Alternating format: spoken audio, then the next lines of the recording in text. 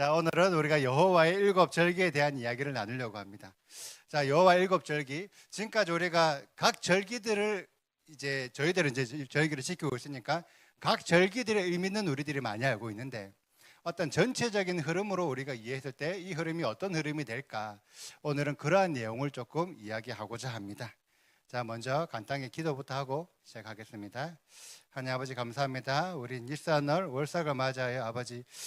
아버지께서 이 한 해의 시작 또한 아버지 출애굽의 시작이라고 말씀하셨던 닐산월을 지키기 위하여 그리고 그 속에 있는 유월절과 무교절과 여호와의 절기를 지키기 위하여 아버지 그 마음을 다한 우리들이 이 자리에 모여 있습니다. 아버지 지금까지 우리들이 절기에 대해서 가려졌던 것들 우리가 하나님의 마음을 알지 못하고 우리 뜻대로 절기를 지켜왔던 것들 아버지 이 시간 우리의 모든 가려있던 눈의 껍질들을 벗겨주시고 우리의 고든 마음들, 우리 고든 목을 꺾어주셔서 아버지의 마음을 알고 아버지의 뜻대로 여호와의 절기를 지킬 수 있는 우리들 되게 하여 주시옵소서. 아버지 그러한 지혜와 지식 또한 특히 아버지의 의도까지 깨달아 아는 우리에게 명철을 부어주실 줄 믿습니다. 그러한 복된 닐산 월삭 되게 하여 주시옵소서. 감사하며 우리 주 예수와 마시아 이름으로 기도합니다. 아멘. 자, 오늘은 닐산월이죠. 이스라엘도 우리들처럼 12달이 있죠. 12달 중에서 우리가 가장 익숙한 달이 닐산월이에요. 왜냐하면 닐산월에는 출애굽을 했거든요. 그래서 많은 분들이 이스라엘 다른 달들의 이름은 잘 몰라도 닐산월만큼만 알고 있다는 거죠. 맞죠? 자, 닐산월. 이 닐산월은 성경에 나와 있는 첫 번째 달입니다. 첫 번째 달인데 닐산월이라고 부르기도 하고 아비벌이라고 부르기도 해요. 둘 다 첫 번째 달을 말하는 거고요. 이 닐산월 같은 경우는 출발하다, 기적이라는 의미가 있어요. 그래서 에스라 7장 9절을 보면 첫째 달 초하루에 바벨론에서 길을 떠났고 하나님의 선하심에 도우심을 입어서 다섯째 달 초하루에 예루살렘에 도착했더라. 이 도착한 자는 에스라를 말하는 거고 이 시기가 언제 시기냐면 남유다가 바벨론에 멸망을 하고 한 130년 가량이 지난 이후에 바벨론 2차 포로 기한 시점이에요. 페르시아 때. 그러니까 130년 전에 망했던 이스라엘 그리고 130년 후에 그 망한 나라를 에스라가 찾아오는 거예요. 그러니까 이건 얼마나 놀라운 일이에요. 엄청난 기적의 일이 이 닐산월 1일 첫째 달 1일에 있었다. 오늘 있었다는 거죠.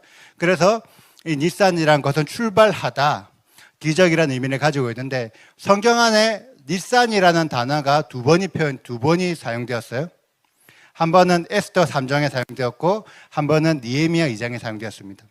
둘 다 바벨론 포로 이후의 시점이라는 거죠. 그래서 이 닐산이라는 단어는 바벨론식 달의 계산 방법이에요. 바벨론식 호칭. 그러면 바벨론의 포로로 잡혀간 이후로 닐산월이라는 단어를 사용했다면 포로로 잡혀가기에 그 이전에는 어떻게 첫 번째 달을 불렀을까? 그 첫 번째 달이 아비벌인 거죠. 아비벌. 자, 이 아비벌이라는 거는 아비브라는 단어인데 봄이라는 단어예요. 봄. 그래서 이스라엘 사람들은 이 첫 번째 달이 되면 봄이 왔다라고 생각하는 거예요. 왜 봄이 왔다고 생각하냐면 이 이스라엘 지금은 이스라엘이 그렇게 농사를 많이 지는지 모르겠지만 그 성경이 기록할 그 당시에는 대다수가 농경 사회다 보니까 사람들이 농사를 많이 짓죠. 근데 1월 달이 되면은 이 들판에 파릇파릇한 새싹들이 엄청나게 많은 거예요. 근데 이 새싹들이 뭐냐면 보리의 새싹인 거죠. 보리의 싹들이 나서 이 들에 보리들이 막 넘쳐나는 거예요. 이 모습이 이제 봄이 왔다라고 유대인들은 생각을 한다는 거죠. 그래서 밑에 이 사진들이 이 보리의 사진이에요. 이게 엄청 넓은 지역에 엄청 그 들판에 보리 밭이 엄청나게 무성하게 되어 있어요. 그래서 이런 아비벌이라는 이 단어는 이스라엘 사람들에게는 농사에 관련된 표현이에요. 이스라엘의 12달 상당수가 이 농사와 관련된 표현들이 많습니다. 그래서 우리가 이스라엘 사람들이 생각하는 달력을 이해하기 위해서는 기본적으로 농사적인 어떤 배경, 어떤 농사에 대한 지식을 가지고 그들을 이해해야지만 조금 더 쉽게 이해할 수가 있어요. 그래서 이스라엘 달력은 농사법을 기준으로 하는데 이 그림은 아마 제가 그 전에 여러 번 강의에서 보여드렸던 그림이에요. 그래서 이 그림 같은 경우는 기본적으로 조금 이해하고 계시면 성경을 이해하는데 아주 도움된다라고 저는 생각합니다. 자, 니산월이죠. 첫 번째 달 니산월. 니산월에는 유월절과 무교절과 초실절이 있어요. 자, 유월절은 우리가 잘 아는 출애굽했던 달. 그리고 무교절은 출애굽한 이후에 무교병을 먹는 여호와의 절기라고 생각한다면 초실절은 뭐 하는 절기죠? 초실절. 하나님께 보리에 첫 이삭을 올려드리는 절기.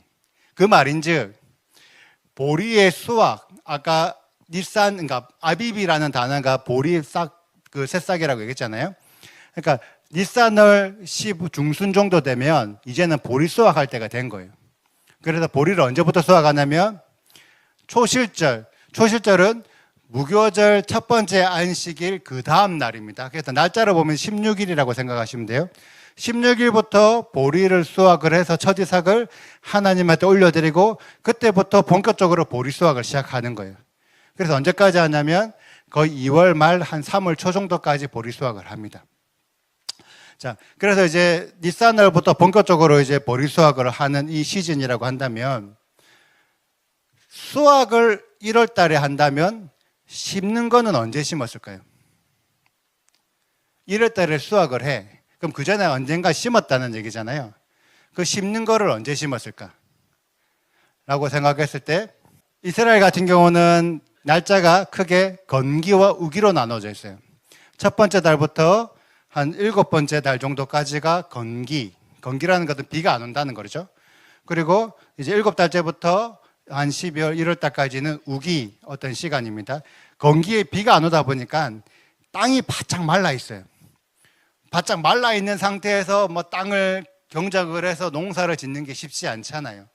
그래서 이들이 언제부터 농사를 준비를 하냐면 7월 말이나 빠르면 7월 말 혹은 8월 달, 9월 달쯤에 이른 비가 내리고 나면 이른 비가 와서 땅이 촉촉해지고 나면 그 이후로 땅을 파서 부드럽게 만들어서 그때부터 어떤 보리 파종을 하는 거예요. 그래서 보리 파종하는 시점이 빠르면 한 8월 달, 늦으면 9월 달 정도의 시간이 파종한다고 생각하시면 됩니다. 이때 파종해서 시간이 한 6개월, 한 5개월, 6개월 정도 지나서 보리를 수확을 하는 거예요. 그래서 보리를 첫 달부터 한 둘째 달, 셋째 달 초까지 수확을 하고 나면 그 다음에 3월 달 오순절이 찾아옵니다. 오순절부터는 이제 밀 수확이 시작돼요. 그러면 보리를 1월 달에 수확한다는 것은 8월 달에 심었다는 거고 밀을 3월 달에 수확한다는 것은 밀은 언제 심었을까요? 밀도 똑같이 보리와 같이 8월 달에 같이 심어요.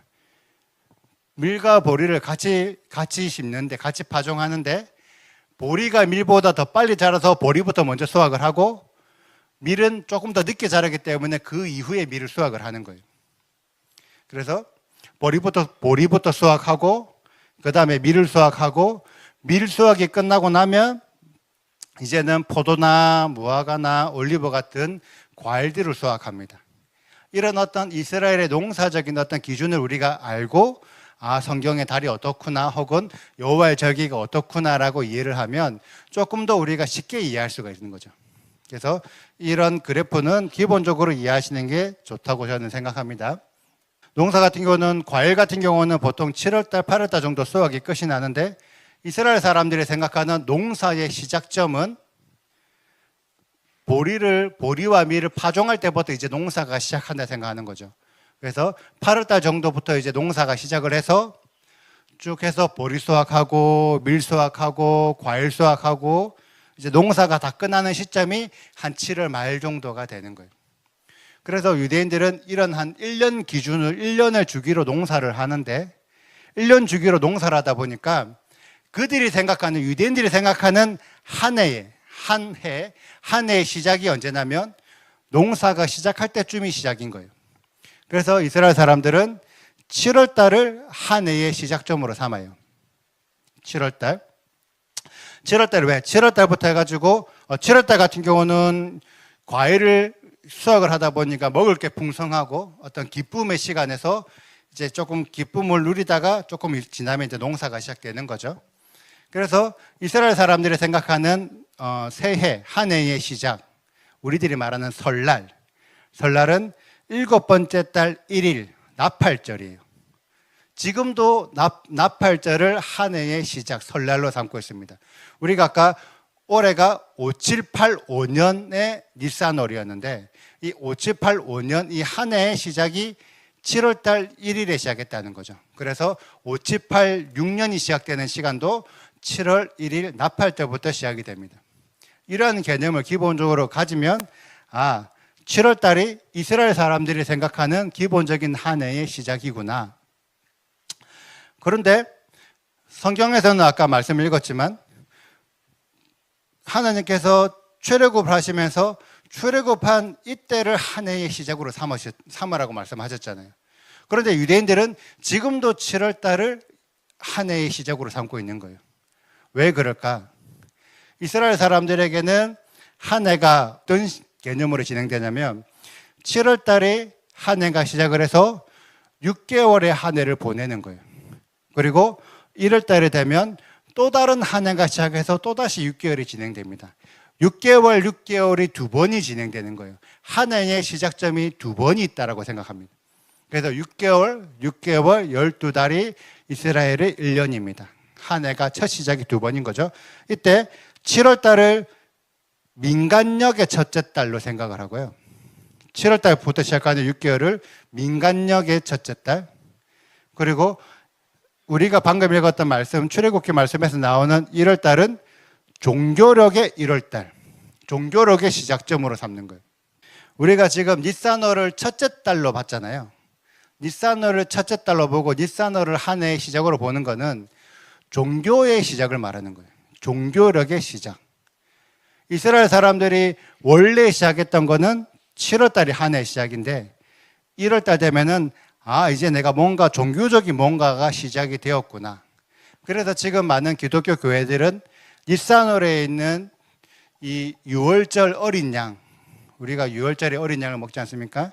유월절 이 어린 양을 예수야로 대입해서 니산월에 있는 유월절에 어린 양을 먹으면 나는 종교적으로 시작을 하는 종교적인 구원을 받는다라고 생각하는 거예요.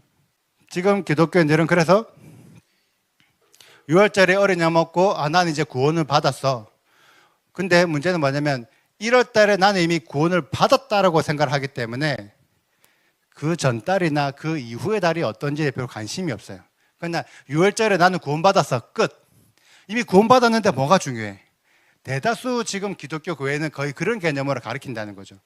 그런데 실제 유대인들은 어떻게 생각하냐?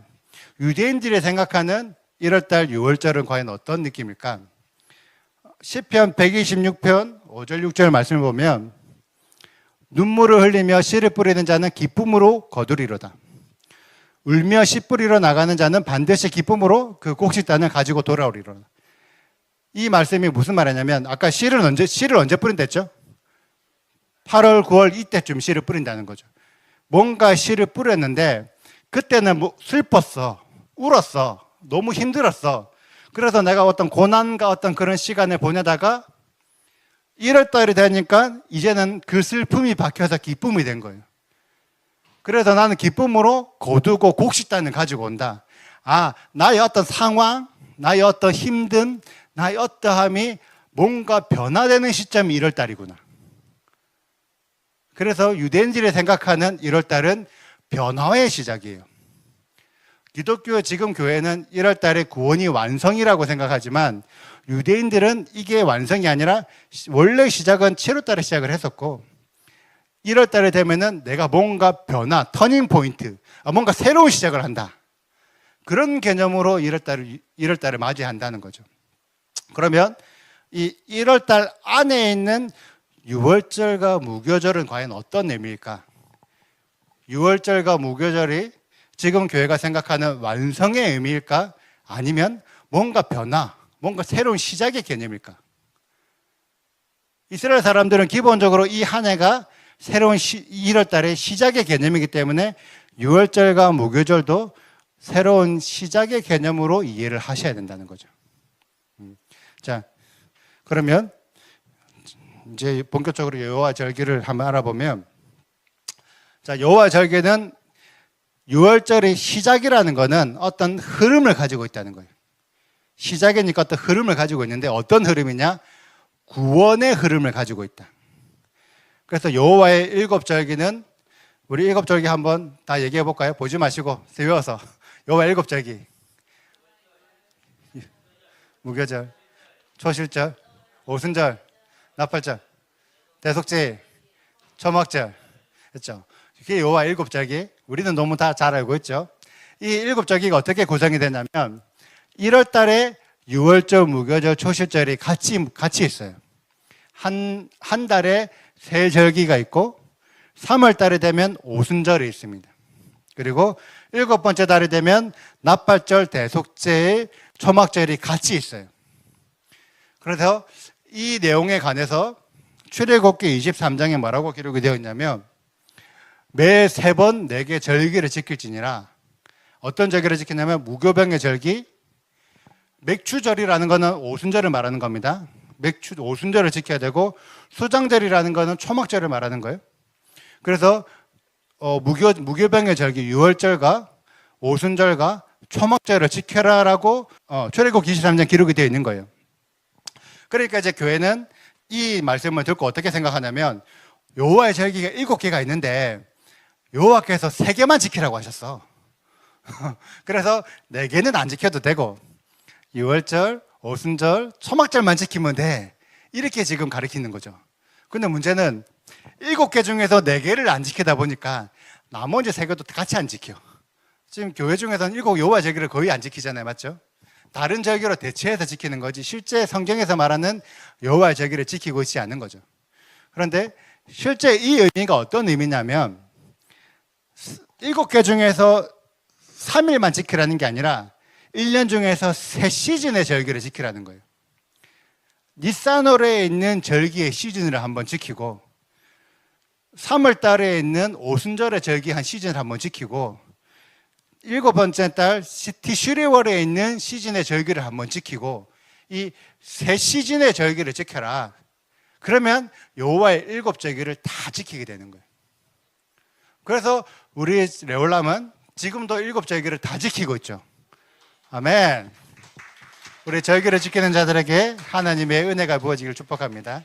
자, 그래서 우리가 이제 절기를 하나님께서 분명히 여호와의 7절기를 다 지키라고 말씀하셨고 6월절이 아까 니산월 첫 번째 오는 6월절이 어떤 시작의 개념이라고 우리가 얘기했죠. 그러면 이 절기의 끝에 오는 7번째 달 마지막 절기에 오는 초막절은 끝인 거예요. 끝. 6월절이 시작이고 초막절이 끝. 그런 말인즉 어떤 흐름을 가지고 있다는 거죠. 시작부터 끝까지 어떤 흐름. 이 흐름이 어떤 흐름이냐? 구원의 흐름이라는 거죠. 구원의 흐름. 그래서 여호와의 7절기를 다 지키면 여호와께서 말씀하시는 구원이 무엇인지를 알 수가 있는 거예요. 그래서 여호와의 절기를 하나님께서는 다 지키라고 말씀하시는 거예요. 자, 제가 절기들을 조금 더 구체적으로 설명을 해볼게요. 6월절은 어린 양을 먹는 날이죠. 저희 레올람도 한 2주 정도 뒤면 6월절이 옵니다. 6월절 샤밧이 되면 어린 양을 엄청 맛있게 하려고 준비하고 있어요. 우리 작년에도 맞죠? 작년에도 6월절 어린 양 너무 맛있었는데 올해는 더 맛있게 하려고 준비하고 계신데요. 특별히 양고기 오븐 스테이크로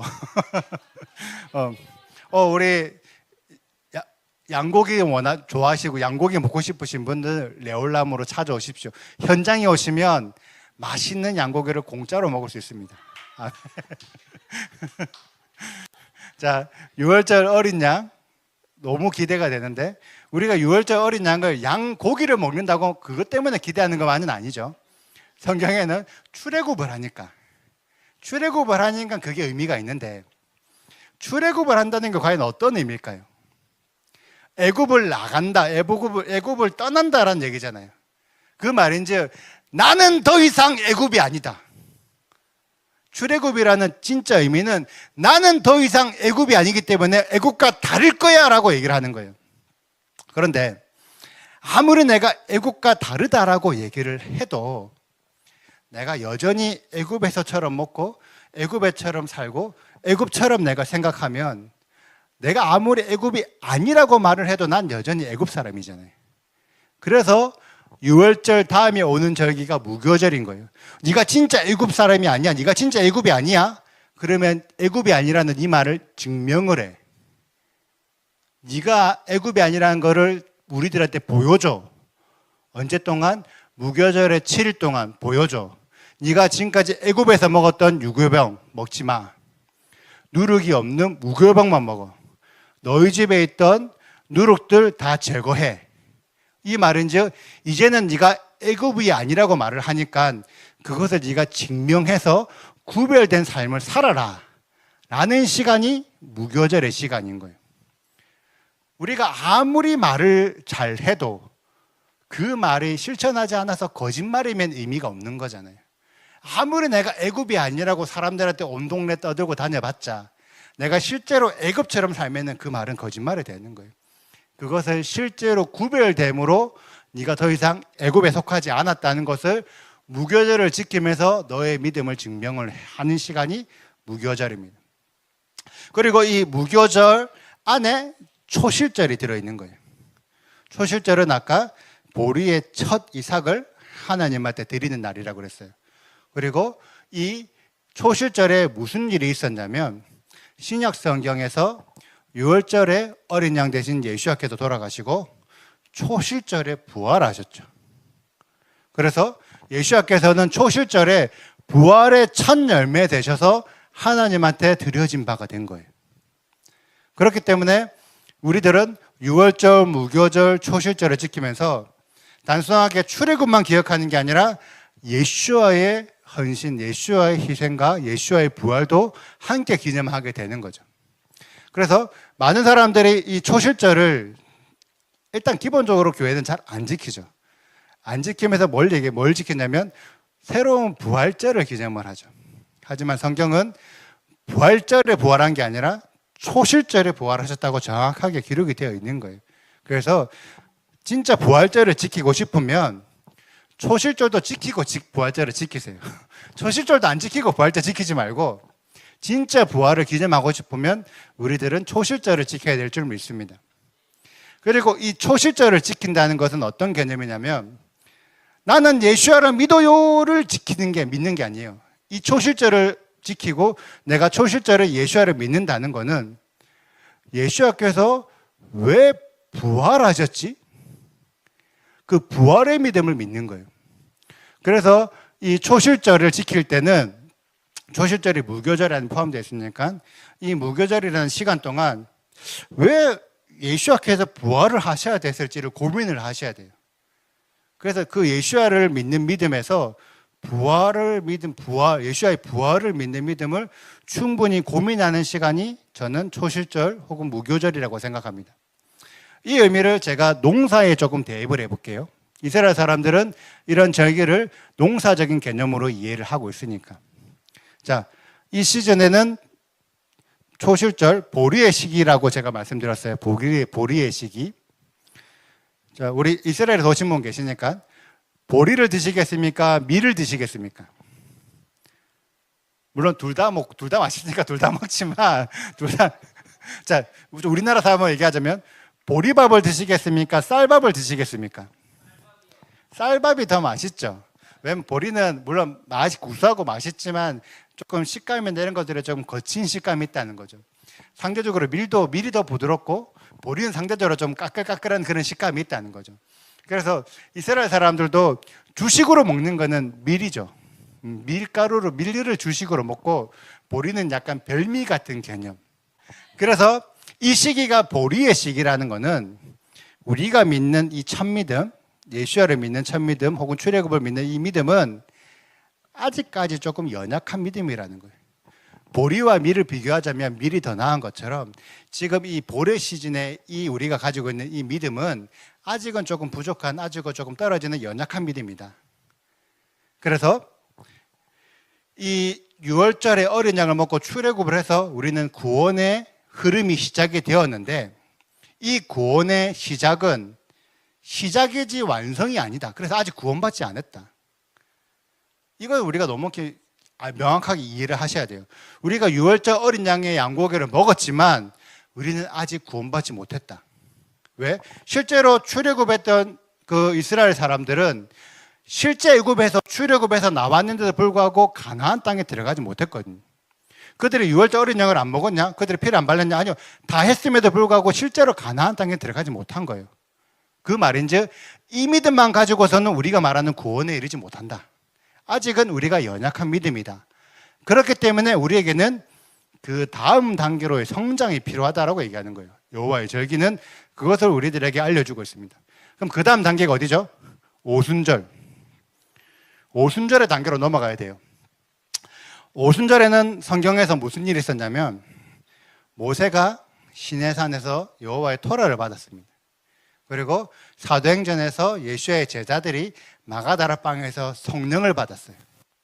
자, 우리 한번 좀 생각해 봅시다. 오순절에 왜 토라를 받고 왜 성령을 받아야 했을까? 왜? 제 딸이 지금 학교에서 열심히 암송을 하는데 요즘에 다니엘서를 암송을 하고 있나 봐요. 그래서 집에 오니까 자기가 이제 암송했던 거를 저한테 자랑하는 거예요. 아빠, 나 다니엘 암송했어 하면서 저한테 막 암송했던 구절을 읊어주는 게 이런 내용을 읊어주더라고요. 메네 데겔 우바르신. 이게 무슨 의미죠? 메네 데겔 우바르신. 다니엘서 5장에 나옵니다. 달아보고 달아봤는데 부족하더라는 얘기예요. 무슨 말이냐면 오순절이 딱 되었는데 오순절이 되어서 사람들 이스라엘의 믿음을 달아보니까 부족하더라는 거예요. 무슨 말이냐? 이스라엘 사람들이 애굽에서 출애굽했잖아요. 출애굽한 그 상태로 가나안 땅에 들어가게 해서 이스라엘 나라를 만들면 어떻게 될까요? 아마도 애굽과 똑같은 나라를 만들 것 같은데요. 예수와의 제자들이 3년 동안 예수와를 따라다녔어. 근데 3년 동안 예수와의 가르침을 들었는데도 불구하고 예수와의 가르침을 다 이해하지 못하는 거예요. 예수와께서 마지막 때와 죽음을 얘기했는데 절대 죽으면 안 된다고, 왕이 되셔야 된다고 이런 믿음을 가졌던 이 예수와의 제자들, 실제적으로 예수와께서 십자가에 죽으실 때 제자들은 다 도망갔잖아요. 그런 제자들의 믿음을 가지고 교회를 세워도 괜찮을까요? 아직은 부족하다는 거예요. 지금까지 이스라엘과 예수와의 제자들의 믿음은 아까 유월절, 무교절, 초실절의 믿음을 가져와서 아직은 연약한 믿음이라서 이 믿음만 가지고서는 구원을 받기에는 부족하다. 그렇기 때문에 그 부족한 걸 채우려고 토라를 주시고 성령을 주시는 거예요. 부족한 부분을 채워라고.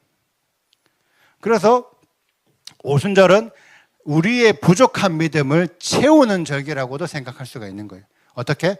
토라와 성령을 덧입음으로.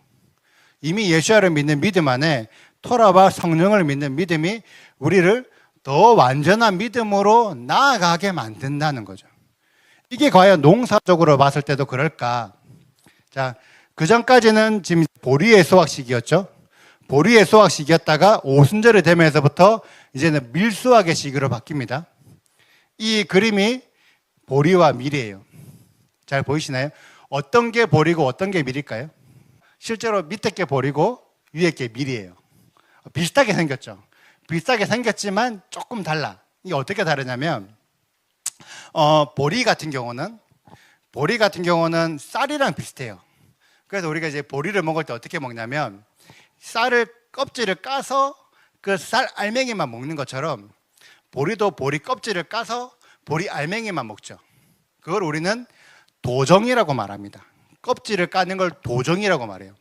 그런데 밀 같은 경우는 이 보리보다 껍질이 더 단단해요. 그래서 까기가 어려워. 보리에 비하면 우리가 도정을 하는 게 쉽지가 않아요.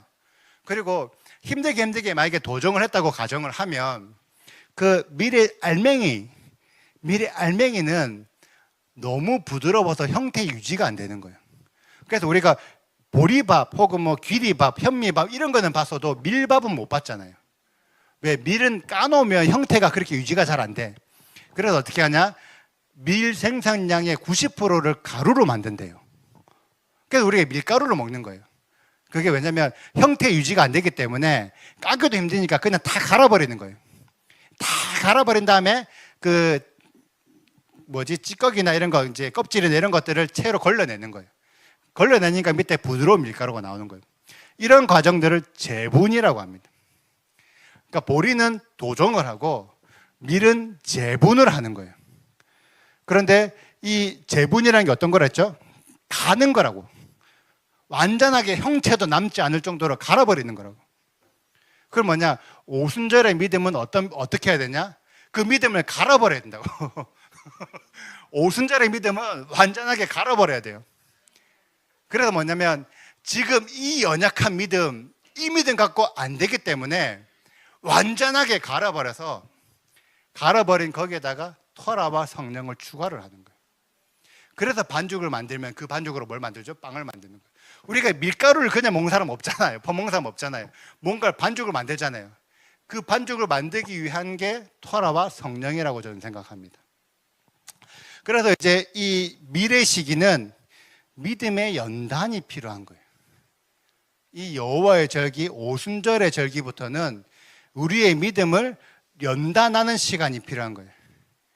그래서 3월달, 오순절은 3월달 시바널에 있습니다. 그리고 이 시바널 그 이후부터 오는 달이 탐무즈월이에요. 이스라엘 사람들이 굳이 표현하자면 가장 범죄한 달. 그리고 그 다음 달이 아부월이에요. 이스라엘 사람들에게 가장 슬픈 달. 어떤 힘든 시간을 통과해야 된다는 거죠. 그게 어떤 믿음의 연단, 훈련을 한다고 저는 생각하는 거예요. 그러면서 이제 5월 달부터 포도 혹은 무화과, 과일류를 수확을 하는 시간이에요. 밀의 시기를 거치면서 과일의 시기로 넘어가는데, 과일 같은 경우는 열매가 맺히자마자 과일을 먹으면 어떻게 돼요? 맛이 없잖아요. 그 열매가 충분히 성장하고 우리가 말하는 숙성될 때까지, 맞죠? 여무는 때까지 시간이 걸린다는 거죠. 똑같이 이 밀의 믿음이 과일의 믿음이 가야 되는데, 그 과일의 믿음이 되기 위해서는 어떤 성숙되는 시간이 필요한 거예요. 성숙된 믿음을 가지는 이 시간들이 오순절 이후부터 진행되는 겁니다. 그래서 아까 제가 구원은 흐름이라고 얘기를 했고, 어떤 흐름, 어떤 긴 시간의 여정을 가지고 있는데, 이 여정을 통해서 구원을 이루어가는 거예요. 그래서 6월달 엘룰월이 되면, 엘룰월에 무슨 일이 있었냐면 성벽을 보수하는 일들이 있는 거예요. 믿음을 이루어가는 거예요. 훈련을 통해서 믿음을 더 단단하게, 부족한 것들, 무너진 것들을 채우는 달이 이 시간 동안 우리가 훈련으로 하는 겁니다. 출애굽 같은 경우는 원래 이스라엘 백성들이 믿음이 좋았나요? 애굽에 있던 이스라엘이 믿음이 좋았나요? 아니었죠. 그냥 애굽의 종으로 살다 보니까 그냥 우리가 말하는 힘든 삶을 살았다는 거죠. 그때 모세가 와가지고 믿음을 도와줬어요. 좋은 믿음으로 나아갈 수 있도록 모세가 출애굽을 도와줬잖아요. 하지만 이 오순절 이후부터의 시간들은 우리 스스로가 우리 믿음을 훈련을 해야 되는 시점이에요. 누군가가 우리를 도와주지 않아요. 우리 스스로가 우리의 믿음을 연단받고 훈련해서 더 단단한 믿음으로, 성숙한 믿음으로 나아가야 되는 거예요. 우리가 해야 되는 겁니다. 이 시간 동안. 그게 오순절. 그러기 위해서 우리에게 토라와 성령을 주셨어요. 우리 스스로 훈련해라고. 그리고 나서 우리가 기대하는 구원의 시즌 7월달이 됐습니다. 7월달, 7월 1일이 아까 어떤 달이라고 그랬죠? 이스라엘의 새해, 한 해의 새해. 그리고 과일이든 먹을 것들이 많이 수확을 하다 보니까 풍성한 달인 거예요. 어떤 기쁨의 달인 거예요. 그래서 유대인들은 이 나팔절이 되면 어떤 일을 하냐면 100번의 나팔을 붑니다. 100번의 나팔을 부는데, 저희들도 이 나팔절 절기에 100번의 나팔 불잖아요. 이 나팔은 어떤 의미냐면, 이제는 때가 되었다. 이제는 곧 하나님이 오신다. 메시아가 오신다. 이제 곧 우리가 구원받는다라는 걸 깨우는 소리예요. 곧 온다. 곧 시작된다. 이제 곧 우리가 구원받는다. 너무 기쁘지 않냐? 근데 이 깨우는 소리가 다른 의미로는 어떻게 해석할 수가 있냐면, 너희들 지금까지 훈련 받았지? 그 훈련 받은 거 잘 받았는지 못 받았는지 테스트 해보자. 시험 쳐보자. 검사해보자. 그 시즌이 나팔절이에요. 그래서 이스라엘 유대인들은 나팔절부터 대속절이라는 10일의 시간 동안 자신의 모든 죄를 하나님한테 회개하고 사람들에게 지었던 죄도 그 전에 용서를 하고 모든 자기 죄를 하나님 앞에 점검받는 시간, 야밈, 노라임, 두려운 날들이라는 10일에 철저하게 회개하는 시간을 가집니다. 이게 우리가 말하는 점검의 기간인 거예요. 나팔절부터 대속절까지 우리의 믿음, 우리의 어떤 신앙을 하나님 앞에 달아보게 개수받게 하는 거죠. 점검을 받는 겁니다. 그래서 대속죄일이 되면 이제 10일이라는 시간 동안 나의 모든 죄를 회개하고 나의 믿음을 점검받아서 내 믿음이 어떠한 시험에서 통과한 자들, 분명히 나올 거잖아요. 시험에 합격하는 자들, 검사에 통과하는 자들, 그런 자들과 통과하지 못한 자들을 가려내는 시간이 와요. 대속죄일에. 너는 합격, 너는 불합격. 그 시즌이 대속죄일의 시간이 옵니다. 그래서 이 대속죄일에 통과한 자들이 초막절에 예수님께서 이제 하나님께서 통과한 자들 이제 와, 통과한 자들만 불러 모으시는 거예요. 그래서 이 초막절을 수장절이라고도 하기도 하는데, 수장절이라는 말은 지금까지 모았던 이 열매, 과일이나 이런 것들을 저장한다는 뜻이에요. 저장. 통과한 자들 혹은 수확한 자들을 모아서 저장을 하겠다. 그게 초막절 시간입니다. 초막절, 수장절 같은 의미니까. 이 열매를 저장하는 이 개념에 대해서 제가 예전에 야채 유통에 대해서 잠깐 일을 한 적이 있는데, 그때 제가 조금 배운 것들이 있어요. 이제 우리는 우리 말해서 뭐 과일, 뭐 딸기 그냥 맛있잖아요. 딸기 그냥 우리는 생각 딸기 맛있지. 근데 딸기도 맛있는 시기가 있고 맛이 없는 시기가 있더라고요.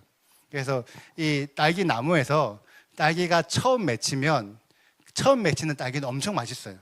그래서 첫 출하되는 딸기들은 엄청 비싸요. 왜? 그만큼 맛있으니까.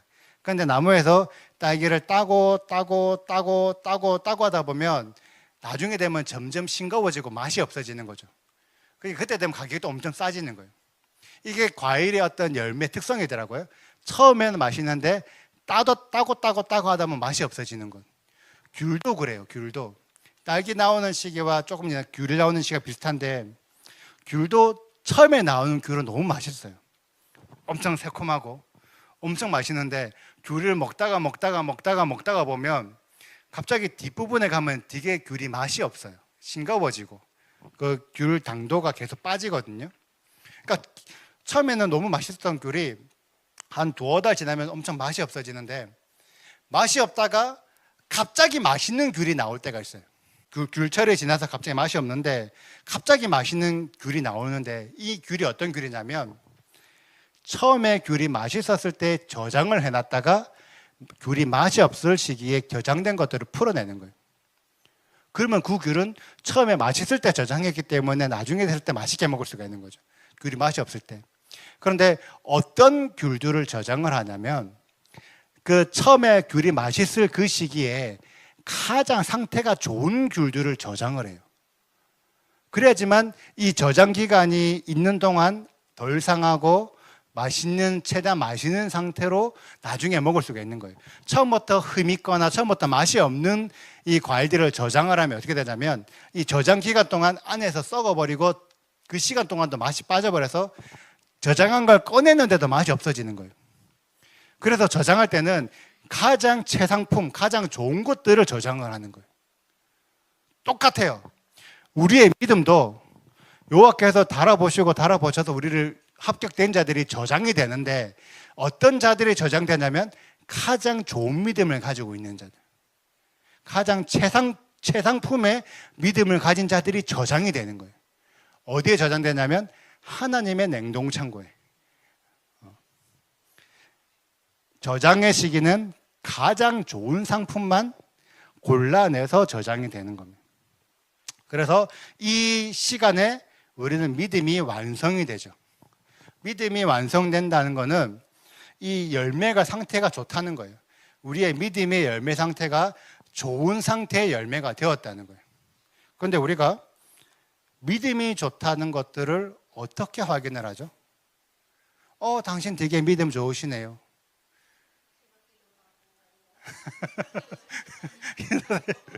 새벽 시간 가고, 맞죠? 말씀 하루에 뭐 30장, 40장 읽고, 권사님들, 뭐 그런 분들 우리가 믿음이 좋다고 얘기를 하는데, 헌금 많이 하고, 아멘. 헌금 많이 하시면 믿음 좋답니다. 많이 하십시오. 자, 우리들이 보통 생각이 어떤 생각을 하냐면, 믿음이 좋기 때문에 구원을 받는 거잖아요. 진짜 믿음이 좋다는 거는 이 사람은 확실하게 구원받았다라는 거잖아요. 맞죠? 그러면 내가 진짜 구원이 확실하게 내가 구원받았다, 내가 확실하게 구원되었다를 우리는 뭘 보고 알 수 있냐는 거예요. 하루에 말씀 30장 읽고 하루에 3시간, 4시간 기도하면은 이 사람 구원받았다고 확신할 수가 있냐고. 확정했냐고. 뭔가 증거가 있냐고. 삶의 열매? 그러면 3시간, 4시간, 몇 시간 기도한 사람은 갑자기 죽어도 이 사람은 구원받아서 예수님 옆에 있을까요? 그래서 우리는 그 증거를 뭘로 보고 하냐면 이 사람이 부활했냐 안 했냐로 보는 거예요.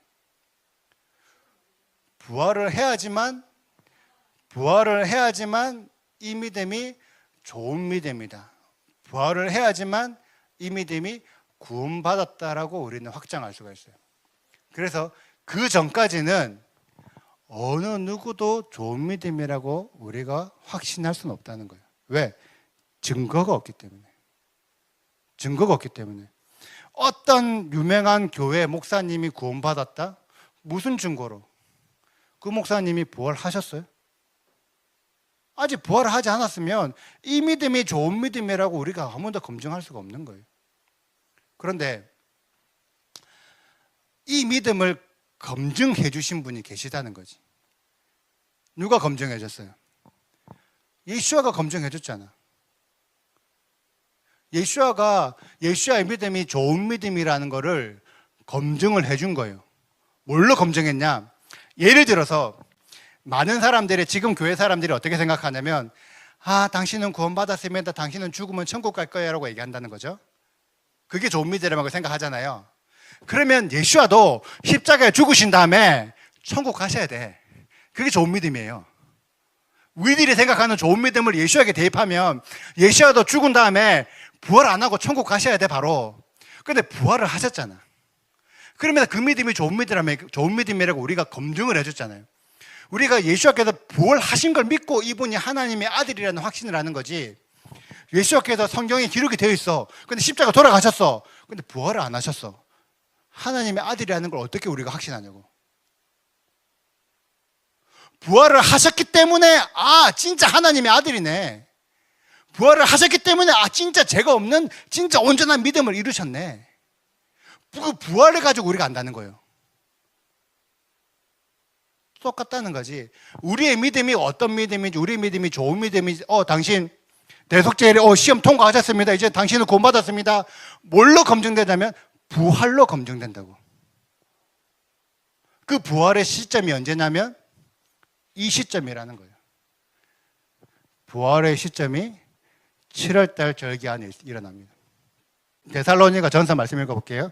그리스도 안에서 죽은 자들이 먼저 일어나고 그 후에 우리 살아남은 자들도 그들과 함께 구름 속으로 끌려 올라가 공중에서 주를 영접하게 하시리니. 마지막 때 일어나는 일인 거예요. 이 사람들이 무슨 일이 일어나냐면 부활과 휴거가 된다고 얘기를 하는 거예요. 부활과 휴거가 된다는 말인즉 그들은 구원받았다. 확정, 땅땅땅. 그럼 이들이 어떻게 부활되고 어떻게 휴거되었을까? 대속죄의 시험에 통과했기 때문에 부활하고 휴거된 거예요. 대속죄일에 우리의 믿음이 합격을 되지 못하면 부활도 없고 휴거도 되지 않습니다. 이 개념을 우리가 아셔야 돼요. 제가 지금까지 있었던 이야기들을 제가 조금 정리를 해볼게요. 많은 사람들이 여호와의 절기에 대해서 우리가 너무 오해하고 있는 부분들이 많아서 제가 전체적으로 흐름으로 한번 정리를 해드리고 있는 거예요. 자, 여호와의 절기는 각각의 절기도 중요하지만 전체적인 흐름이 중요하고 그 흐름이 구원과 연결되어 있다고 했죠. 그래서 여호와의 절기는 하나님께서 우리에게 알려주시는 구원의 시나리오예요. 내가 너희들을 이렇게 구원할 거다 라고 구원의 시나리오를 여호와의 절기를 통해서 우리에게 알려주고 계신 거예요. 그래서 6월절에 구원의 시나리오가 시작이 되죠. 그리고 초막절에 구원의 시나리오가 끝이 나서 그때 비로소 완전한 구원을 이루어내십니다. 이게 하나님의 시나리오예요. 6월절에 우리가 뭘 했죠? 출애굽을 했죠. 출애굽을 하면서 뭘 했냐? 나는 더 이상 애굽이 아니다. 나는 더 이상 세상에 속하지 않았어 라고 외치는 거예요. 출애굽. 저는 더 이상 애굽 사람이 아니고 나는 이스라엘입니다 라고 자기 어떤 정체성을, 나는 하나님에게 속했습니다, 자기 정체성을 선포를 하는 거예요. 그런데 이 선포는 그냥 나의 말일 뿐이고 증명을 해라. 그 증명하는 시간이 무교절기인 거예요. 나는 애굽에 속하지 않았고 세상에 속하지 않은 구별된 삶을 살고 있다. 나는 구별된 자라는 증명이 무교절인데 그 무교절 안에 초실절이 같이 포함되어 있다고요. 그 초실절은 예수님께서 죽으시고 부활하신 거예요. 그래서 이 초실절에 포함되어 있는 것은 초실절의 믿음인 메시아, 예수아라는 메시아를 믿는 믿음, 그리고 그 예수님께서 부활하셨다는 것을 믿는 믿음. 초실절의 믿음은 메시아도 믿을 뿐만 아니라 부활도 같이 믿는 거예요. 그런데 많은 지금 굳이 말하면 교회들이 6월절만 중요하게 생각하고 무교절과 초실절에 별로 관심이 없다는 거예요. 그래서 어떻게 하냐면 예수님 사랑합니다, 예수님 사랑합니다, 예수님 사랑합니다라고 말은 하지만 정작 중요한 내가 죽어서 이 땅에 다시 부활한다는 생각을 하지 않는 거예요. 많은 사람들이 죽으면 천국 갈 생각만 하지, 죽어서 하나님 나라 갈 생각하지, 내가 실제로 부활을 해야지라고 생각하지 않는 거예요. 왜? 그 부활의 믿음은 언제 있냐? 초실절에 있으니까. 초실절에 있으니까. 그 초실절에 이 부활의 믿음을 믿어야 우리가 말하는 구원의 시나리오가 시작이 되는 거예요. 다시 한번 정확하게 말씀드릴게요. 예수를 믿는 믿음 플러스 구원, 부활, 메시아를 믿는 믿음, 부활, 그리고 구별된 삶을 살겠다라고 결단하는 게 이 닛사놀의 믿음입니다. 이 믿음이 우리를 구원을 이루어갈 시작 단계예요. 예수야만 믿는다고 해서 구원이 시작되는 게 아닌 거죠. 예수야를 믿는 믿음과 부활의 믿음과 구별될 것을 내가 결단하는 이 믿음이 함께 합해져야 구원의 시작의 믿음을 우리가 이룹니다. 그런데 이 믿음이 맥추절, 이 오순절인데 오순절에 되니까 아직 부족한 믿음이라는 거예요. 내가 이렇게만 믿으면 구원받을 거라 생각했는데 오순절이 딱 되니까 그 믿음 아직 부족해. 왜? 아직 너는 토라와 성령을 모르네. 아직 너의 믿음은 토라와 성령을 모르기 때문에 아직 부족한 믿음이야. 그 부족한 걸 채워야 돼. 뭘로? 토라와 성령으로 훈련을 해서 채워야 돼. 그래서 너의 믿음을 더 단단한 믿음, 더 성숙한 믿음, 더 온전한 믿음으로 나아가야 돼. 이 시즌을 거쳐야 되는 거예요. 그런데 우리들이 오순절을 지금까지 몰랐기 때문에 이런 훈련의 시간을 갖지 않고 첫 믿음을 그냥 지금까지도 가고 있는 거예요. 처음에도 예수님 믿어서 교회 다녔는데 30년 지나도 예수님 믿어서 교회 다니고 있는 거예요. 우리는 어떤 믿음의 성장, 성숙, 훈련 이런 시간을 거쳐서 더 온전한 믿음으로 나아가야 될 줄 믿습니다. 그러다가 우리의 믿음이 7월달 티슈리월에 이 7월달 믿음으로 들어오는 거예요. 아까 나팔절 100번의 나팔을 불면서 뭘 하냐 그랬죠? 이제 네 믿음 훈련했던 거 시험해보자, 테스트해보자, 검사하자. 나팔절에 뭘 하냐면 검사를 하는 거예요. 뭘로? 7년 대환란과 적그리스도로. 네 믿음, 네가 진짜로 메시아를 믿고 부활을 믿고 네가 진짜로 토라와 성령을 가지고 있어. 그거를 7년 대환란과 적그리스도 통해서 우리를 검사를 하는 거예요. 이 검사에 네가 통과해야 돼. 그래야지만 네가 구원의 단계로 나아갈 수 있어. 근데 많은 분들이 7년 대환란과 적그리스도를 두려워한다는 거죠. 그래서 많은 교회가 이거 겪지 않고 휴거되게 해주세요라고 기도한다는 거죠. 많은 분들이 7년 대환란 오기 전에 휴거되게 해주세요. 그렇게 휴거되면 무슨 일이 일어난 줄 알아요? 7년 대환란과 적그리스도를 겪지 않고 휴거가 되면 무슨 일이 일어났냐면 너 시험 안 쳤네? 탈락, 꽈락, 낙제, 시험 안 쳤네? 뭘로 그 믿음을 증명할 거냐고. 우리가 하느님한테 우리의 믿음을 검사를 맡아야 되는데 검사조차도 안 맞으면 뭘로 무슨 기준으로 구원을 받냐고. 그래서 물론 7년 대환란 전에 돌아가신 분들이 엄청나게 많잖아요. 그럼 그분들은 어떻게 시험을 받았냐? 그분들의 삶에서 힘든 일, 고난이 없었을 거예요. 있었다는 거죠. 그런 시험들을 통해서 점검을 받는 거예요. 하나님께서 우리의 모든 인생에 모든 고난을 주시고 힘듦을 주시고 연단의 시간을 주시는 것은 우리의 믿음을 달아보고 테스트하기 위한 시험인 거예요. 그 믿음을 통과해야 되는 거예요. 그래서 하나님께서 우리에게 마지막 때 시험이라는 시간을 주신다. 우리의 믿음을 검사해보는 시간을 주신다. 그리고 그 믿음을 통과한 자, 검증받은 자들이 뭘 이루냐면 부활과 휴거를 이루는 거예요. 실제로 성경에 기록되어 있는 휴거는 누가 일어났냐면 정확하게 성경에 기록되어 있는 부활과 휴거 누가 했냐면 두 증인들이 했어요. 성경에 기록되어 있는 두 증인들이 뭘 했죠? 적그리스도와 싸워서 대항했다는 거예요.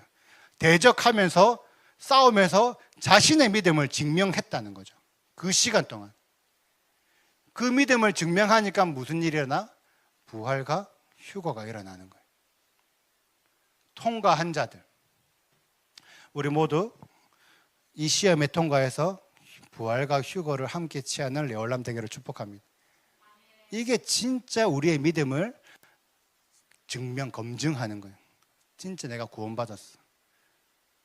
부활체의 육체를 입고 휴거라고 하는 게 단순하게 지금의 내 몸이 그냥 들리는 게 휴거가 아니에요. 휴거라는 개념을 많은 사람들이 오해하는데 휴거라는 개념은 어떤 개념이냐면 부활이라는 개념은 이미 죽은 자, 잠자는 자들이 육체의 옷을 입고 다시 태어나는 거예요. 왜? 죽은 상태에서는 이제 몸이 썩었잖아. 없잖아. 썩어 없는 상태에서 이 몸을 입고 다시 태어나는 거예요. 그게 부활이라면 휴거는 뭐냐면 지금 살아있는 상태든 혹은 어떤 상태든 들림에서 부활체의 육체로 바꿔지는 시간을 겪어야 돼요. 그냥 들리기만 들리면 아이언맨도 올라갔잖아. 하늘로 날아다니잖아. 근데 걔는 여전히 사람이잖아. 우리 비행기 타잖아요. 하늘로 날아다니잖아요. 우리 여전히 사람이잖아요. 하늘로 들려 올라가는 게 목적이 아니에요. 휴거의 진짜 목적은 우리의 몸이 바뀌는 거예요. 새 육체, 썩지도 않고 더럽히지도 않고 새하지도 않는 새 육신. 그게 고린도전서 15장에 나오고 그 베드로전서 이렇게 나오는 이런 거예요. 썩지도 않는 육체로 바뀔 것이다. 휴거를 된다는 것은 우리 육체가 바뀐다는 뜻이에요. 이 영원한 생명, 구원을 받을 만한 이 온전한 육체로 바뀐다는 게 부활과 휴거의 개념입니다. 그래서 이 부활과 휴거를 통해서 온전한 육체를 가진 자들이 하늘에서 메시아와 함께 이 땅으로 재림하게 되는 거예요. 강림하는 거예요. 그 시즌이 초막절의 시즌입니다. 구원이 완성되고 하늘에 있는 메시아께서 이 땅에 재림하셔서 그때부터 천년 왕국을 이루어가는 거예요. 그리고 그 땅에서는 영원한 생명을 누리는 거예요. 누가 영원한 생명을 누리냐? 부활체의 몸을 입고 휴거된 자들. 이 부활 영원한 생명을 누릴 수 있지. 지금 이 몸 가지고 이 몸뚱어리 가지고 부활이 못 간다고. 저는 만약에 부활되잖아요. 하나님 제발 날씬한 몸매로 주세요. 제발 좀 근육 좀 빵빵빵빵 하고 좀 날씬한 몸매로 주세요. 아멘. 우리 모두가 그럴 줄 믿습니다. 제 아내도 좀 한 170 좀 되고 늘씬 쭉쭉 빵 이런 몸매가 될 줄 믿습니다. 아멘. 그게 성경에서 말하는 구원의 완성이에요. 그냥 단순하게 우리가 열심히 신앙생활하고 열심히 믿고 예수를 믿고 토라를 지키고 이게 구원의 완성이 아니고, 실제로 당신 구원받았습니다. 실제로 당신 믿음 온전한 믿음이 맞네요. 땅땅땅 검증받는 그 시간이 우리가 부활을 통해서, 우리가 부활의 육체를 통해서 확인을 맡아야 되는 시점인 거예요. 그래서 마지막에 천연왕국 끝에도 또 한 번의 시험이 있어요. 백보자 심판 때. 백보자 심판 때에서는 그 전에 부활과 휴거의 육체를 같이 받지 못한 자들이 마지막 때 다시 한 번 더 심판을 받는 거예요. 그래서 그들도 새 예루살렘에 들어갈 자들은 부활의 육체를 입게 되는 거고, 무정에게 갈 자들은 무정에게 또 맞는 옷을 입게 되는 거고, 그게 성경의 기본적으로 말하는 흐름이고, 이 흐름을 하나님께서는 숨기지 않으신다는 거예요. 다 알려주고 계신다는 거예요. 근데 무엇을 통해서 알려주시냐면 여호와의 절기를 통해서 알려주고 계신 거예요. 그래서 여호와의 절기를 지키는 자들은 여호와를, 물론 처음부터 여호와의 절기를 지킨다고 해서 이 모든 것들을 다 이해하는 건 아니겠지만, 여호와의 절기를 지키고 계속 절기에 대해서는 이야기를 나누고 성경에서 절기에 대한 것들을 찾아보고 공부하고 하다 보면 어느 순간 절기를 지키는 자들은 이런 모든 믿음을 갖추게 되는 거예요. 그게 하나님께서 우리들에게, 여호와께서 우리들에게 절기를 주시고 절기를 통해서 우리의 믿음을 성숙하시고 이런 믿음을 가져라라고 우리들한테 알려주시는 거예요. 그렇기 때문에 우리들은 여호와의 절기를 지켜야 됩니다. 그런데 재미있는 거는 여호와의 절기가 1월 달에 시작이 되어서 7월 달에 끝이 나요. 그러니까 시간으로 보면은 6개월, 7개월 정도 시간이 걸린다는 거죠. 근데 이스라엘은 12달이잖아. 12개월이잖아. 12개월인데 왜 6개월, 7개월? 그러면 나머지 달은 이게 어떤 의미일까요? 여호와의 절기가 1년 내도록 절기 사이클로 돌아가는 게 아니라 6개월, 7개월 단위로 사이클이 돌아간다는 거죠. 근데 이스라엘은 12달, 더 많은 긴 시간이 있다는 거예요. 이게 무슨 말이냐면 너희들이 지금까지 어떠한 식의 믿음을 살았든, 예를 들어서 이스라엘에서 태어나서 이스라엘 사람으로 살았든, 대한민국에 태어나서 이방인으로 살았든, 혹은 당신들이 어떤 곳에서 어떠한 믿음으로 어떤 식으로 당신 자랐든 그거는 별로 중요하지 않다는 거예요. 당신의 지금까지의 당신의 삶은 중요하지 않아요. 당신의 지금까지의 삶은 중요하지 않은데, 이때 닛산월이 되면, 이때부터는 당신이 이 절기의 흐름 안으로 들어오셔야 됩니다. 그 전까지 어떻게 살았는지는 내가 묻지 않을게요. 근데 이제 절기가 들어가게 되면, 절기의 흐름이 시작되면 당신이 이제부터는 절기 안으로 들어오냐 들어오지 않느냐, 그 싸움을 시작하는 겁니다. 이게 여호와께서 여호와의 절기를 기간을 정해주신 거예요. 당신이 여호와의 절기 안으로 들어오면은 당신은 그 구원의 대상에 속함 받지만, 당신이 어떠한 믿음을 가지고 있든지 여호와의 절기 안으로 들어오지 않으면 당신은 아직 출애굽의 개념조차도 모르기 때문에 당신은 여전히 세상에 있는 거예요. 아무리 당신들이 예수님을 믿는다고 교회를 30년 살고 아무리 헌금을 많이 하고 당신이 아무리 많은 좋은 믿음으로 살았던가 하든 그 믿음이 당신들을 구원할 믿음이 아니고, 절기가 알고 너희들이 절기 안으로 들어와야지만 구원이 시작되는 거예요. 여호와께서 그 의미까지도 절기 안에 숨겨두셨다는 거예요. 그리고 혹은 지금 절기를 지키고 있는 자들도 있죠. 이스라엘 유대인들도 절기를 지키고 있고, 지금도 우리들 중에서도 토라를 배워서 절기를 지키고 있는 자들이 많아요. 당신들이 아무리 절기를 지킨다고 한들 그 절기 안에 숨겨준 하나님의 의미도 모른 채 절기를 지키면 그것조차도 의미가 없다는 거예요. 절기를 하나의 절기 지키는 게 중요한 게 아니라 이 전체 절기를 통해서 하나님께서 주시고 싶은 그 구원의 시나리오를 당신들이 알아야 된다. 절기를 주는 거는 날짜를 지키려고 주는 게 아니라 구원의 시나리오를 알려고 주는 거니까 그 시나리오를 알면서 절기를 지키세요. 이 얘기를 여호와께서 절기 안에 숨겨두셨던 거예요. 너무나 감사한 거는 하나님께서는 이런 절기를 우리 인생에서 딱 한 번만 주신 게 아니라 매년 주신 거예요. 매년 주셨다는 것은 저 작년에는 절기를 잘 몰랐는데요. 괜찮다고. 올해부터 알면 되지. 이미 제가 예를 들어서 우리는 이제 6월절을 지킬 거지만 어떤 사람은 제가 이제 절기를 지키긴 지키는데 6월절도 모르고 묵일절도 모르고 오순절부터 절기 지켰는데요. 괜찮다고 내년에 또 지키면 되니까. 어떤 형태든지 간에 절기 안에 들어와서 절기를 지키면 되고 대신에 절기를 지킬 때 그 의미까지도 알고 지키라고. 6월절이 되면은 이제는 내가 출애굽할 거라고 생각하면서 절기를 지켜야 되고, 무교절이 되면은 이제 내가 구별될 걸 생각하고 절기를 지켜야 되고, 오순절이 되면 이제 내가 훈련 받아야 되겠다 생각하고 오순절을 지키라고. 그래서 하나님이 말씀하셨던 구원의 시나리오대로 우리의 믿음이 구원받을 만한 믿음으로 이루어 가라고. 그게 하나님께서 우리에게 절기를 주시고 숨기지도 않으셨던 이유라고 저는 생각합니다. 제가 지금까지 절기를 저도 이렇게 절기를 전체적으로 한눈에 이제 정리해서 설명을 하려고 하니까 솔직히 저도 고민을 많이 했어요. 여호와께서 이렇게 왜 절기를 주셨지? 제가 기존에 알고 있던 절기, 지금까지 제가 알았던 것, 지켜왔던 것들도 있고 하는데 제 나름의 다시 한 번 더 점검을 더 해본 거예요. 더 해보고 제 나름의 예수님께서 절기를 지키셨던 것들도 다시 한번 생각을 해보니까 하나님께서 진짜 우리들에게 이런 절기를 통해서 우리가 생각하지 못했던 많은 것들을 우리들에게 알려주고 계셨구나 라는 것들을 진짜 이번에 저는 제 나름에 많이 생각을 했거든요.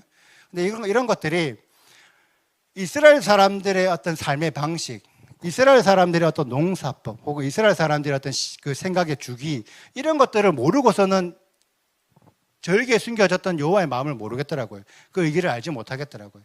오늘 우리가 이스라엘을 이해하고 이스라엘에 대한 그런 이해됨을 가지니까 이스라엘을 사랑하면 사랑할수록 더 하나님께서 숨겨두셨던 절기든 혹은 성경이든 다른 어느 것들에 대한 것들이 더 깨달아지는 것들을 저는 계속 느끼고 있어요. 너무 중요하고, 하나님께서 우리들에게, 우리 이방인들에게도 너희들은 이방인이 아니야.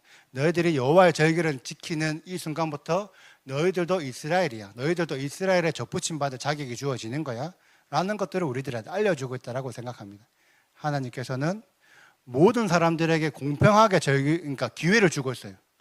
모든 사람들에게 성경을 다 보게 하시고 모든 사람들에게 절기를 다 알게 하셔서 줬잖아, 보여주잖아. 그러니까 이제는 네가 하냐 안 하냐, 그것들은 우리에게 결정을 주셨구나라는 생각이 듭니다. 우리 이 시간부터 여호와의 절기, 부족해도 괜찮습니다. 잘 몰라도 괜찮습니다. 하지만 지키지 않는 것보다는 여호와의 절기를 지키는 게 훨씬 나아요. 지키다 보면 그 속에 숨겨져 있는 하나님의 마음을 발견하고 의도를 발견하고 절기 안에서 우리가 더 믿음의 성장을 이루게 될 줄 믿습니다. 우리 2주 뒤면 6월절이에요. 2주 뒤면 양고기를 먹을 수 있는 기회가 옵니다. 우리 여기 계신 분들 다 오실 거죠? 그리고 우리 온라인으로 우리 열람 영상을 보시는 분들, 또 이제 제가 또 유튜브를 시작했거든요. 우리 홀리함이 우리 시청하실 분들, 이제부터 6월절부터 지켜보십시오. 6월절에 양고기를 맛보세요. 그러면 여호와께서 왜 절기를 주셨는지 그것까지 하나하나씩 우리가 배워나가고 그 안에서 오는 즐거움도 맛보게 되실 줄 믿습니다. 우리 그러한 우리들 되기를 간절히 소망하며 오늘도 감사합니다.